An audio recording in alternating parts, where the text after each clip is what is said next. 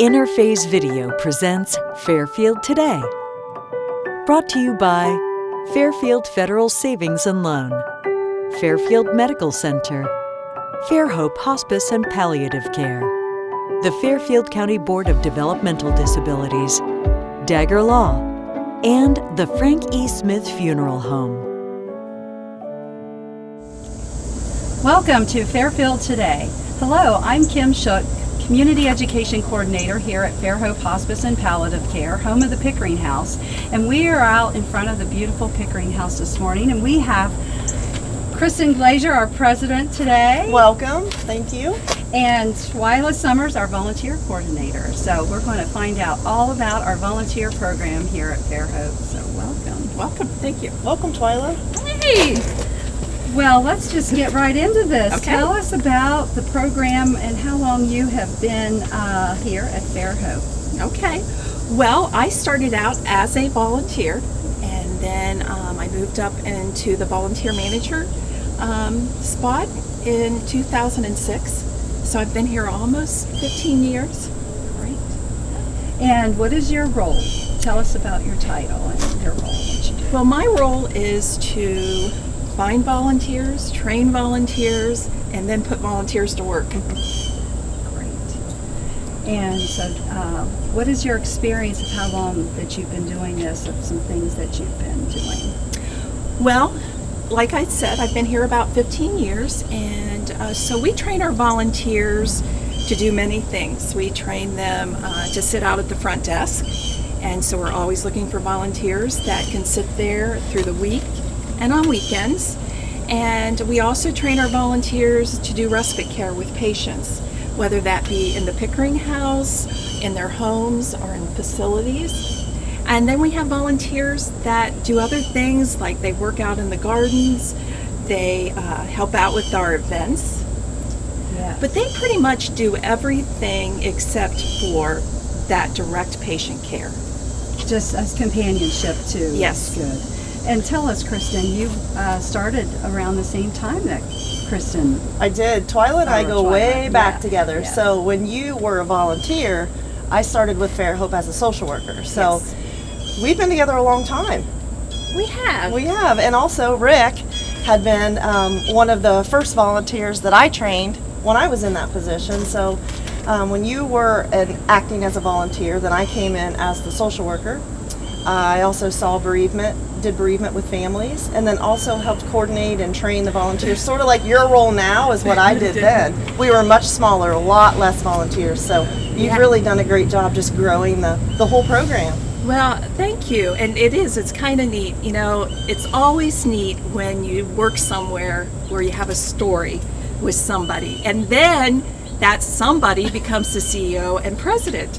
And so it's just that full circle thing. I have to smile all the time. Thank you. Whenever I see Kristin, it just makes me smile, because we do go way back, and we love hospice. We love Fairhope Hospice. It brought you back. It did. It brought me back in this position. Yeah. And so it's just, we have a love for it. And I think we can tell that. Well, and you know, volunteers everywhere, every walk of life, every community need volunteers. When I think about hospice volunteers, people say, I can't do that. I can't be a hospice volunteer. But I'm telling you, there are so many different things that our volunteers can do. It takes a lot, it takes a village to just manage Fairhope and the Pickering House. And so those volunteers, no matter what your talent is, we have volunteers that play the piano on Fridays. Yes. So we have volunteers that cut hair. I mean, it's just unreal, the kind of talents and hidden talents that our volunteers have. And so I really want people to hear that today, that no matter what you think, how great or small, you can contribute here with us at Fairhope. And a lot of times people say, well, I don't know what to say to the patient, and what do I say to the family? And I always say, all you have to do is listen. And just be present. And that's just that, knowing that somebody's there with them. Right. And so many of our patients, especially at the end of their life, they want to talk about their life. They want to know that their life mattered. And so I just train the volunteers, just ask them questions about their life, and then listen. And So there's no real special skills, but listening. And how many volunteers do we have? Well, before COVID, we had 130 volunteers, and now they're starting to come back, and we have a little over 60 now. And in the hopes that some more are going to come back soon. And as they get vaccinated, Yes. they can come back too. Yes. Yes, that's the other thing. Our volunteers have to be vaccinated to be a volunteer. You know, during the whole period of COVID when things were kind of quiet here at the Pickering House and visitors, and we really didn't utilize our volunteers, that was really a difficult time because I think we take for granted every day. We see volunteers at the front desk, we see the Darfuses shredding, you know, and just helping with things here. We see people, you know, planting flowers and weeding, and we really miss them. You don't realize how much of an impact they have. Well, and when you become a volunteer with Fairhope, you become a family. You're part of our family. And during that time when the volunteers couldn't be here, it felt like we lost our family. Yeah. And when I talked to the volunteers, they felt the same way. They're like, I just need to be with my family. And so you do. You start to realize all the little things that they did that maybe you didn't take for granted, but there's so much going on in a day's time that you don't realize all the things until they're not here. Can you talk a little bit about, there was something pretty cool that your volunteers did with the cards and reaching out to people. Can you talk about that? Yes. Over a year ago, again, volunteers weren't able to do anything, so I decided to come up with an idea of joy cards. And I asked the volunteers to just start sending cards out to the community, to nursing homes, to anyone, and just give them some joy. And as of today, I think it's close to 3,000 cards were sent to people in the community. So it gave them a sense, a purpose. And the other day somebody called me and they said, you know, I was talking to somebody who has a family member at one of the facilities, and she said she wanted to know who this person was at Fairhope Hospice because they signed their name, the volunteers signed their name, Fairhope Hospice Volunteer.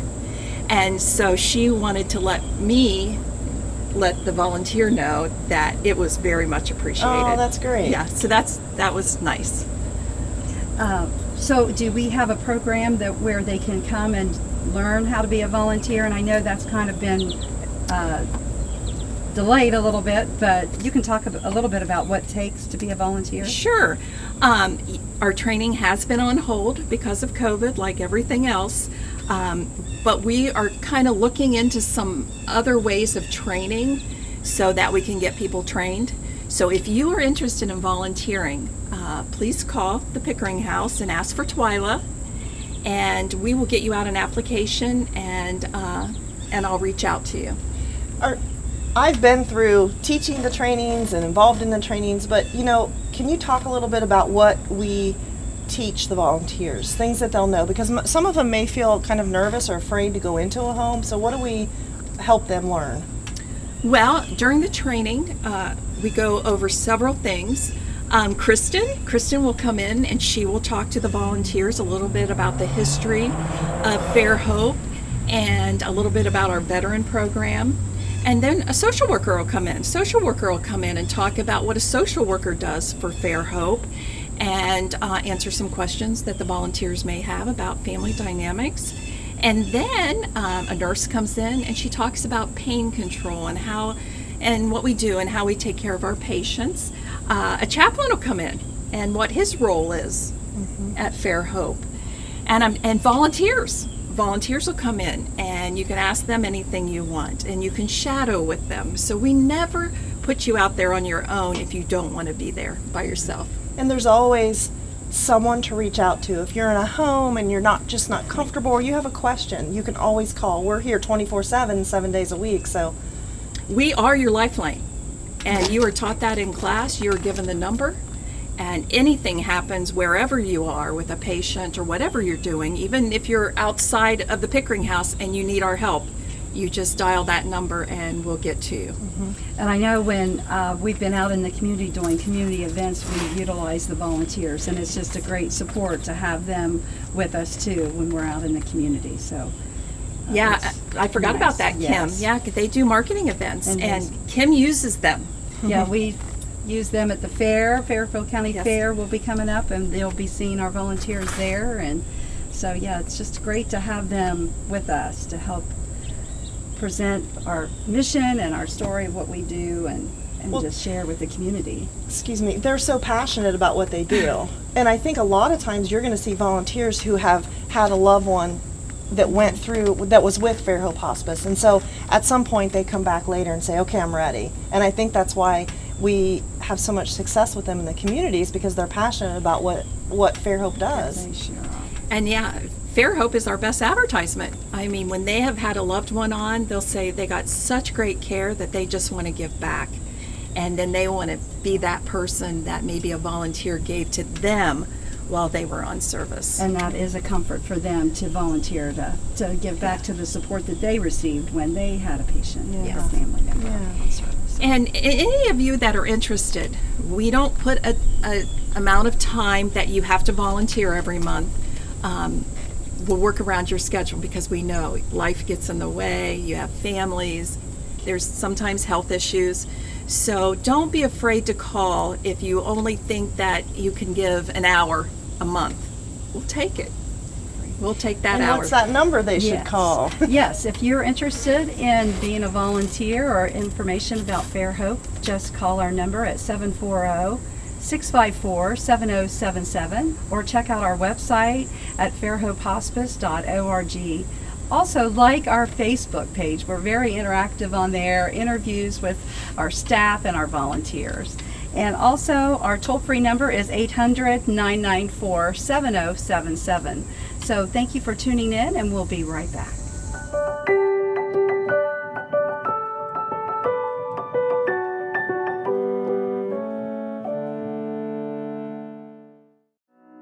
The Frankie Smith Funeral Home and Crematory in Lancaster and the Johnson Smith Funeral Home in Baltimore have a long and wonderful history of serving our community. Feel free to give us a call at 740-653-0652. Stop in and see us at either of our two locations, 405 North Columbus Street in Lancaster and 207 South Main Street in Baltimore. Respect for tradition, regard for change. Fairfield Medical Center took care of me like I was family. I was made to feel like I was the only person that they were going to see that day, even though I knew that wasn't the case. Everyone at Fairfield Medical Center was very attentive. They just put my mind at ease. I was there for 12 days, and I felt comfortable there. We were people to them, not a number. They took the time to get to know us, our personalities. Well, they saved my life. You know, how do you beat that? I don't know how I could have gotten through it without them. Experience Fairfield Medical Center. Fairfield Federal. When it comes to our customers and our community, we go above and beyond to help. Our people make the difference. We were retiring from Tucson, Arizona, and we made a retirement trip out around Ohio, having decided that's where we wanted to be. And we came across this town called Lancaster, and we fell in love with the downtown area, where the fountain is, and the memorials, and the flags, and all this stuff. And we looked around, and I said, there's our bank, right there. There's something to be said about a community bank in your hometown. Right. If you live in the community, you should do business in the community as much as possible. So it makes sense to bank with the community bank where you live. Fairfield Federal is the bank to be at. If you live in this town, or any town actually, you want to bank at a local home bank. And the employees are happy here, they're conversant, customer service is through the roof. There's nothing more you could ask for. Personal or business banking, whatever you need, we take it seriously because we know you do. Stop by today at any of our 3 locations and see why the difference is clear. Fairfield Federal Savings and Loan specializes in banking that revolves around you. Member FDIC Equal Housing Lender.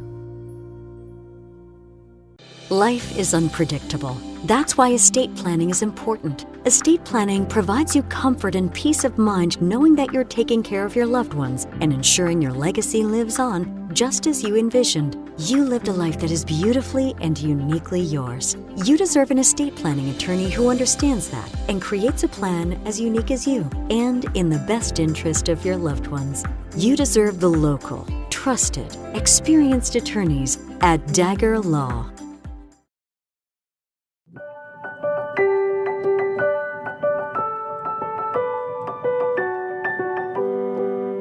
Welcome back to Fairfield Today here at Fairhope Hospice and Palliative Care, home of the Pickering House. And we are out front of the Pickering House today, bringing to you this program about what all we offer. And today we are talking with Twila, but our co-host here is Kristin Glasure, our president. It's beautiful out here today. You can hear the locust and the sun shining. Yes, so beautiful yeah. morning. And Twila Summers, our volunteer coordinator, is with us today. Welcome. Glad you could be back and telling us about things about everything volunteers here at Fairhope. And so tell us your passion about what got you started into being a volunteer coordinator. Well, back in the early 90s, I had fallen down some steps. No one pushed me. I did it on my own. It was called slippery shoes on a snowy day. And I broke both of my arms. Wow. And of course, when you break your arms, you need a lot of help. And I just remember praying to God saying, just when this all ends, let me help somebody else that cannot use their arms. Wow. And I think after that prayer, must have been about 12 weeks later, I was reading a little article in the paper looking for Fairhope Hospice volunteers. Well, at that time, I had no clue what hospice was, didn't know really what I was getting myself into. I just saw that they needed volunteers to help with patients. So I thought, well, I can help feed a patient because people had to help feed me. So that's how I got started. I called and I went to my first class, and my eyes were opened up about what all a volunteer could do. Wow. And so that's kind of how I got started. And my very first patient, I fed him. And so that prayer was answered, and that's how I got started. So you've been the arms of a lot of patients in your volunteering and your volunteers, haven't you? Yes, I never thought of it that way. That's neat. Thank you for sharing that. Yeah. So just think, you can make something good come out of something bad. Yes, if life gives you lemons, make lemonade. That's what I always say. Yeah. Well, good. So we have a really big event, or you do, Fairhope does, has the Trash to Treasure sale is back this year. So tell us about the dates and times on Yes, our annual Trash to Treasure sale. Of course, we couldn't have it last year. And then we moved it this year because we couldn't have it in June just because we didn't have enough manpower yet. People weren't back. So we moved it to September, and the sale is September 17th and 18th. So that's on a Friday and Saturday. And it's at the fairgrounds. And you just pull into the fairgrounds, and there'll be plenty of signs to direct you to what building. So tell us about this Trash to Treasure. What is it? Okay. What are we going to find? What kind of items? Well, you can find about anything. You can also find things that you have no idea what they are. We do that every year. We'll find things, and then we all guess, what was that used for? And we always go, well, that's never going to sell. Well, it does. Somebody knows what it is. And even if they don't know what it is, they can make a craft out of it or do something. Yeah. But what we do is we sell other people's trash. Not literally their trash, but items. They donate items to us, and then we sell them for a really, really good price. And all that money goes to the Memorial Fund. Great. And it's Friday, September 17th, and Saturday, September 18th, from 8 to 4, and Saturday, 8 to 2. That's correct. And so just lots of good treasures. And how do we get our things that we sell? Okay. Well, first of all, we have drop-off times on that Monday before the sale. Monday, Tuesday, Wednesday, Thursday, you can drop things off at the fairgrounds between 10 and 4. Every day. You just pull up, and we have people that can get the stuff out. Wow. Now, I would ask that we no longer take big furniture. A couple reasons for that. We don't have the room. and sometimes we don't have the people to move that big furniture. So no big couches, no big chairs. We'll take small chairs, and no big desk, and no big entertainment centers. We have found that those don't sell. People really aren't into the big stuff anymore, so we just ask for that, and we also do not take clothing. Okay. Okay. Twila, can you talk a little bit about, so the money that we earn from Trash to Treasure, and this is all volunteer driven. Yes. Where does that, I know you said it goes to the Memorial Fund, but can you kind of talk about what we use that money for? Well, at times we have used that money to purchase bariatric beds for for Fairhope, for the Pickering House.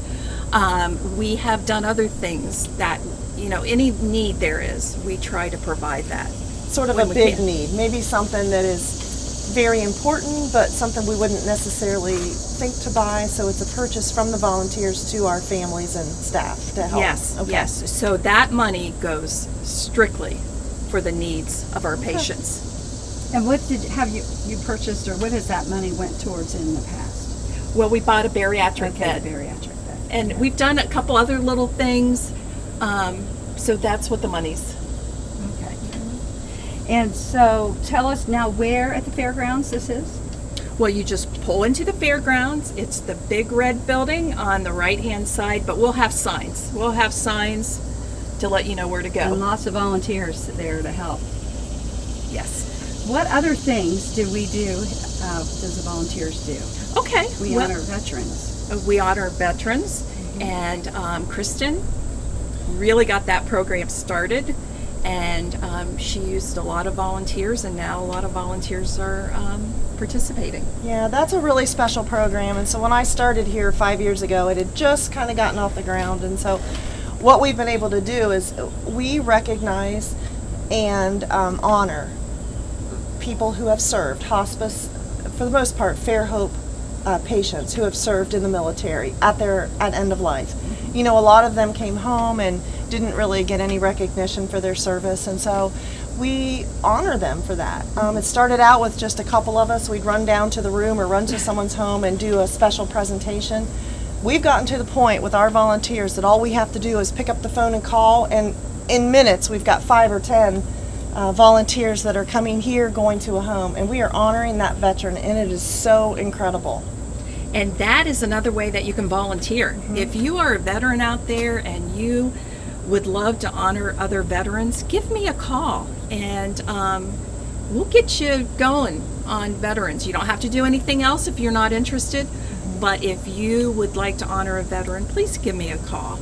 Sometimes what I've seen is that veterans have a really difficult time talking about their experiences. But if you put another veteran in with them in the same room, they can talk because they know the language, they bond over that, and really they're the ones that understand what their experiences were. Yes. So a fellow Marine honoring another Marine is amazing, and saluting them. We've had patients that have been pretty comatose, and when they get honored with their veteran pinning ceremony in the room, they just really, one tried to stand up. Yeah, they do. They hear those words. They do.